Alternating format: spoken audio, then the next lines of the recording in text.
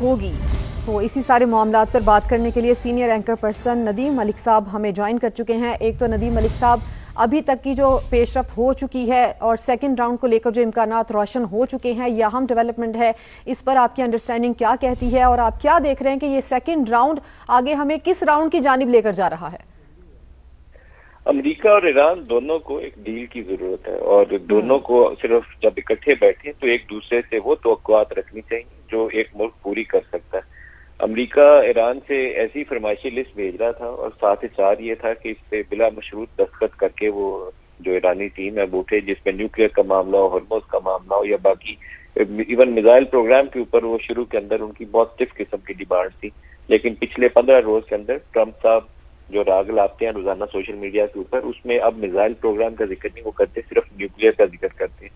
Nuclear اور Hormuz دو بڑے ٹیڑھے معاملات ہیں، اور دونوں کے اوپر جو امریکہ کی ڈیمانڈز ہیں وہ شاید 100% ایران پوری نہ کر سکے، لیکن اس کا طریقہ کار بنایا جا سکتا ہے. 2015 کی جو اوباما ایڈمنسٹریشن سے ایران کی ڈیل ہوئی تھی، اسی کے آگے پیچھے گھومتے ہوئے کوئی طریقہ کار ان کو طے کرنا پڑے گا، جس میں افزودہ جو یورینیم کے اسٹاک پائل تھے 2015 میں، وہ سوویت یونین روس کے ساتھ اس وقت ان کا معاہدہ طے پایا تھا.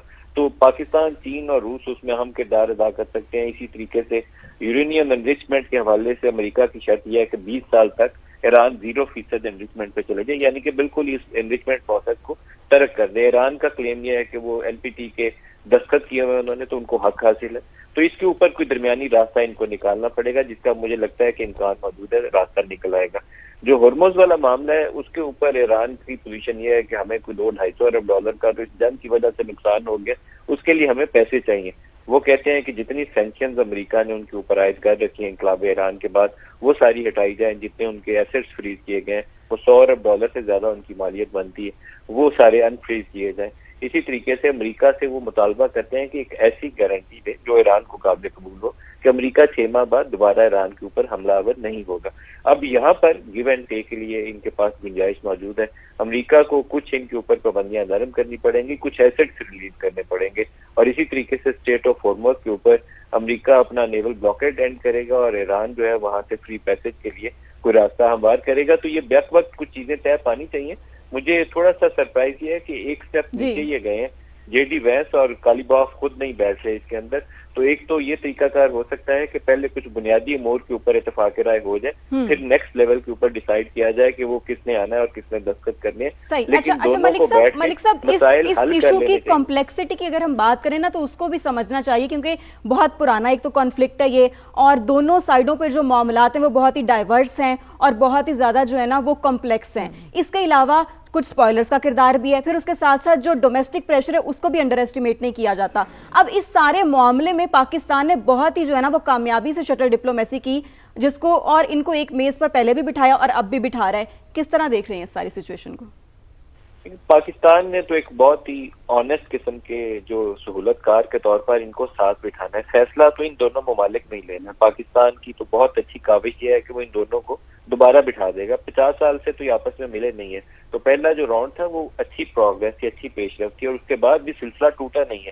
ابھی بھی جو ٹرمپ نے دیکھے سیز فائر کی ہے، تو سیز فائر پہلے وہ کرتے تھے 1 ہفتے کے لیے کر رہا ہوں، 15 روز کے لیے کر رہا ہوں. اس دفعہ انہوں نے ٹائم لائن سیٹ نہیں کی کہ 2 ہفتے کے لیے کر رہا ہوں، بلکہ وہ اوپن اینڈیڈ ہے. اس کا مطلب ہے کہ ٹرمپ از آلسو ڈیسپریٹ کہ اس کا کوئی نہ کوئی راستہ نکلا ہے. جو 3 دن ہمارے فیلڈ مارشل تہران میں بیٹھ کے ایرانی قیادت سے مذاکرات کرتے تھے، بعض خبریں یہ ظاہر کرتی ہیں کہ وہاں سے واشنگٹن کے ساتھ بھی وہ انگیج کرتے رہے، اور جو طریقہ کار جو امور وہاں طے پائے تھے بعد میں امریکہ تھوڑا سا اس سے پیچھے ہٹ گیا، جس وجہ سے جو سیکنڈ راؤنڈ ہے اس میں تاخیر ہوئی.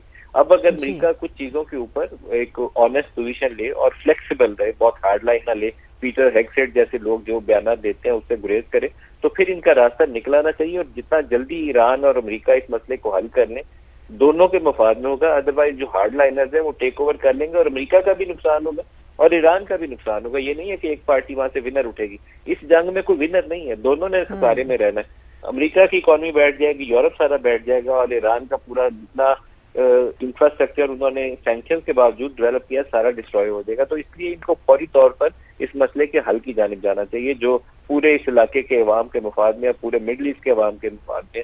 کیونکہ ایران جوابی طور پر جب US بیسز کو ہٹ کرتا ہے تو اس سے پورا گلف ریجن جو ہے وہ سارا بہت برے طریقے سے متاثر ہوتا ہے. جی ندیم ملک صاحب، جو احتیاطی تدابیر آپ نے بتائی ہیں اس میں ٹرمپ کا تھوڑا اپنی ٹویٹس کو کنٹرول کرنا بھی ہوگا، اور دوسری بات بھی آپ کی بالکل ٹھیک ہے کہ کمتر یا برتر والی سچویشن یہ نہیں ہوگی. آپ نے اس پر تجزیہ دیا، آپ کا بے حد شکریہ. سیکورٹی کے معاملات ہم جانیں گے. ٹکا خان ثانی نے ہمیں جوائن کیا ہے، جبکہ اوور آل سچویشن